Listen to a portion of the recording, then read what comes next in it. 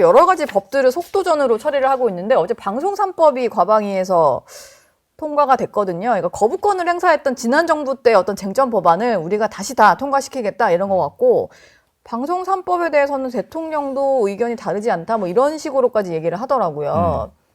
그러니까 저는 지난 정부에서 이 거부권을 행사했었던 윤석열 대통령이 뭔가 대통령의 독선으로 평가를 받는다면 이렇게 뭔가 거부권으로 행사됐었던 모든 법안들을 처리하겠다라고 하는 민주당 관련해서는 의외의 독선이다라고 평가를 하고 싶은 게 진짜 이 법을 처리하고 싶어가지고 법을 처리하려고 하는 건지 아니면 지난 정부에서 얻었었던 어떤 패배감을 다시 한번 복수하려고 이렇게 법을 처리하는 건지 잘 모르겠어요. 네. 법 하나를 처리하려고 해도 사실 과거 같았으면 공청회를 하든지 이해관계가 있는 사람들의 어떤 수많은 의견 수렴을 들여가지고 법을 하나 만드는 것이 보통이었는데 지금은 그냥 지난 정부에서 거부권 행사됐었으니까 이 법은 먼저 처리해야 돼 라는 건 말이 안 되는 거거든요. 방송 3법도 그렇지만 간호법 같은 경우에도 사실 윤석열 대통령이 거부권 행사했었던 이유가 의료 직역 간의 형평 문제 아직 대화 타협이 안 됐다라는 이유로 거부권 행사했는데 저는 그건 맞다고 봐요. 네. 물론 저 간호법 찬성하지만 예. 그러면 지금 이 상태에서 간호법 관련해가지고 과연 의료 직역 간의 충분한 대화 타협이 됐느냐 그건 또 아니거든요. 그리고 뭐 양국관리법도 쌀값이 떨어졌을 때 추가 매수하면 그건 어떤 돈으로 쓸 것인가에 대해서 딱히 대안이 없어요. 네. 이런 대안이 없는 상태에서 그냥 거부권 행사했으니까 우리는 이 법부터 처리할래요 라고 하는 것은 복수죠. 정치적 복수. 보복감의 일환이다. 저는 이렇게 평가를 합니다. 네. 그러니까 저는 이 방송법, 노란봉투법, 양국법을 3대 악법이라고 평가를 하는데 네.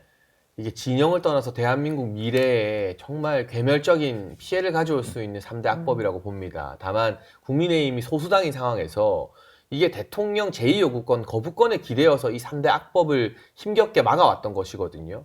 그러니까 지금 당내에서 뭐 탄핵 찬성이냐 탄핵 반대냐 뭐가 옳았냐 논란이 아직까지 이어지고 있잖아요.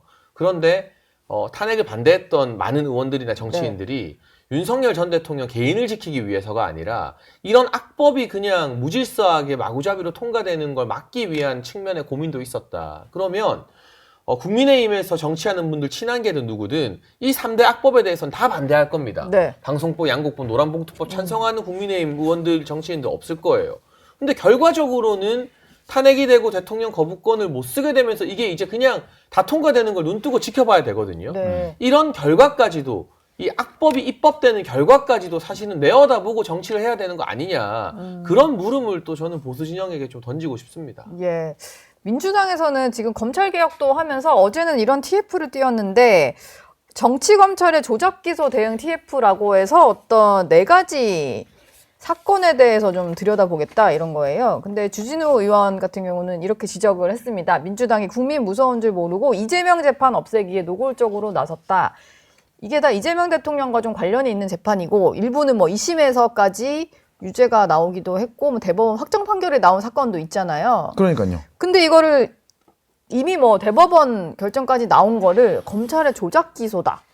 그러니까 후환이 하면은- 임기 끝나고 감옥 들어갈까봐 후환이 두려운 것 같아요. 그래서 민주당에서 그걸 좀 대비하기 위해서 이렇게 무리수를 좀 두는 것 같고 이 4가지 사건 중에 김용우 의원 같은 경우에는 사실 예. 남욱 변호사로부터 한 8억 정도를 받았고 네. 거기서 유동규 씨가 2억을 썼고 6억을 본인이 좀 득했다라는 것이 법원도 인정한 사실인데 이걸 어떻게 조작 기소라고 할 수가 있겠는가? 또 백현동 같은 경우에도 본인의 비서실장이라고 하는 정진상 비서실장이 돈 받고 네. 또 임대 비율 축소하고 옹표 아파트 만든 그 결제자 최종 결제자가 이재명 시장이었거든요. 예. 근데 이거 어떻게 조작 기소라고 할 수 있겠는가? 이건 결국 이제 후환이 두려워서 임기 끝나고 감옥 가면은 정권 재창출에 도움이 안 될까봐 먼저 좀 포석을 깔아두는 것 같은데. 먼저 정리를 해버리는. 그렇죠. 먼저 굉장히 무리수라고 봅니다. 예. 근데 이게 또 여론전을 좀 잘해야 되는데 국민의힘에서는 또 당 상황이 이렇다 보니까 이게 민주당에서는 이제 대대적으로 이런 회의까지 했는데 공격이 그다지 크게 먹히진 않은 것 같아요. 그러니까 국민의힘에 싸우는 사람들 아까 말했지만 5손가락 안 넘잖아요. 예. 네, 오늘 뒤에 게스트 나오는 나경원 의원이나 뭐 주진우 의원 정도 말고는 청문회 국면에서도 이름이 거론되는 의원들이 거의 없잖아요. 네. 그러니까 107명 다 인적 쇄신 대상이에요, 사실은. 그러니까 지금 국민의힘이 해야 될 일은 당내에서 왈가왈부 막 네가 맞다 내가 맞다가 아니라 이런 말도 안 되는 이 본인의 여러 혐의까지도 권력으로 억누르려는 세태에 대해서 예. 어떻게 메시지를 내고 어떻게 싸우고 어떻게 비판하는가 여기에 초점 맞춰야 되고 야당이 할 수 있는 최선의 개혁은 투쟁입니다. 그런데 내부 투쟁이 아니고. 예, 집안 싸움만 하고 있으니까 네. 이 문제가 일어나는 거거든요. 예. 그러면 차라리 앞으로 나올 당대표 후보들이 야당 의원들의 어떤 투쟁 기여도 같은 거를 이제 정말 평가해서 공천에 반영한다거나 네. 제대로 안 싸운 사람들 다 자르겠다 한다거나 이런 식의 개혁안을 내놓고 좀 건설적으로 으쌰으쌰하는 분위기를 만들 필요가 있다고 생각이 들고요. 예. 이거 다 무의미합니다. 이거 네. 결국에요. 3년 뒤 총선에서 민주당이 과반 획득 못하고 정권 교체당하면 지금 무슨 짓을 하고 조작 기소다 뭐다 해도 5년 뒤에 감옥 가는 거고요. 네. 정말 이재명 정부가 정치를 잘하고 경제를 잘 챙기고 뭐 관세 협상을 잘해서 3년 뒤 총선도 이기고 5년 뒤에 정권 재창출하면 그러면 이재명 대통령 임기 끝나도 이거 사실은 다시 재판하자, 다시 수사하자 하기가 힘들어요. 결국은 정치로 국민의 평가와 지지로 이 이재명 대통령 임기 후에 어떤 상황이 결정되는 거지. 네. 지금 충성파, 강경파 의원들이 당에서 TF 만든다고 갈 과목 안 가게 되고 할 재판 안 하게 되는 건 아니다. 이거 할 시간에 미국 관세 협상이나 지금 치솟는 부동산이나 이런 거 신경 써야 된다는 진심 어린 조언을 좀 드리고 싶습니다. 네. 알겠습니다. 오늘 두 분 말씀은 여기서 마무리하겠습니다. 고맙습니다. 감사합니다. 저희 영상 많이 시청해 주시고요. 좋아요, 구독, 댓글, 알림 설정 꼭 부탁드리겠습니다.